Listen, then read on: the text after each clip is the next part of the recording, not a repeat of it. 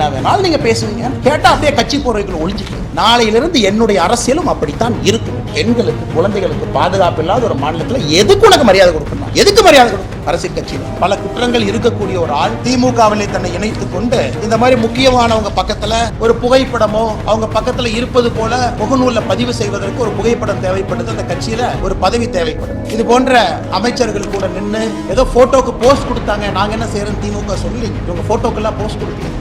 அண்ணாமலை அவர்கள் பரபரப்பான அரசியலை செய்ய விரும்புகிறார். தமிழகத்தை பொறுத்தவரையில் அதிமுக எதிர்க்கட்சி அல்ல, பாஜக தான் எதிர்க்கட்சி என்று காட்டுவதற்கு பெரிதும் முயற்சிக்கிறார். கைது செய்யப்பட்ட ஞானசேகரன் அரசியல் கட்சி தலைவர்களோடு புகைப்படம் எடுத்திருக்கிறார் என்று காரணம் சொல்லி அதற்கு திமுக பொறுப்பேற்க வேண்டும் என்று கூறுவது அப்பட்டமான ஒரு அரசியல், ஆதாய அரசியல். அவர் கைது செய்யப்படாமல் இருந்தால் ஒருவேளை இந்த காரணத்தினால்தான் திமுக அரசு அவரை கைது செய்யவில்லை என்று கூட குற்றம் சாட்டலாம். ஆனால் உடனடியாக கைது செய்யப்பட்டிருக்கிற சூழலில் இவ்வாறு அரசின் மீது குற்றம் சுமத்துவது ஏற்புடையதல்ல.